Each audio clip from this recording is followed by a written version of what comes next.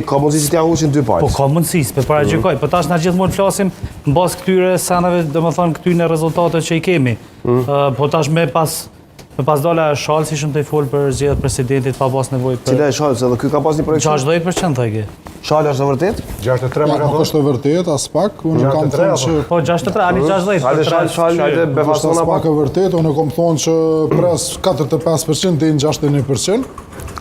Për shkak të parashikueshmërisë dhe si po duket prapja kam qëlluar. Shalë pak ma serias. E inkurajoj zotin Çollaku që mos të harron, se që është hera e tretë që po harron, e mos të bëhet tash hera e katërt që këtu nuk mund t'i analizojmë, se mos me analizu, po këto janë projekcione. Pa dha, Atë kujtohet që pa të më analizu herën e kalu me projekcionet.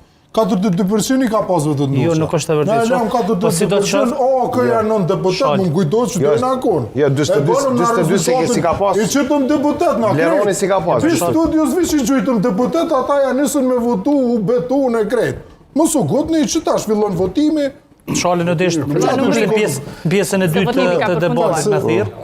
Edhe ishin dalë rezultatet pak ma prafërta. Shalë, na i të i folë. Gjëja më rëndësishme Çollaku është që kësaj here nuk kena me shku zgjedhje. Pse? Nuk e di edhe. 10% ma pak e njerëzve kanë dalë me votu, që i bjenë, kanë protestu.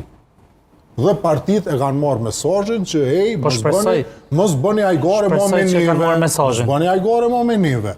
Doni me zgjedh presidentin, edhe u kry muhabeti. Qash?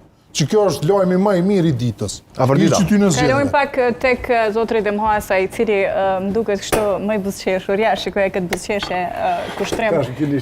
Një koment tuajin edhe për projekcionin, por edhe për deri më tani, siç edhe po shkon procesi i numërimit, KQZ po besoj deri në orën 12 veç do ta dim se sa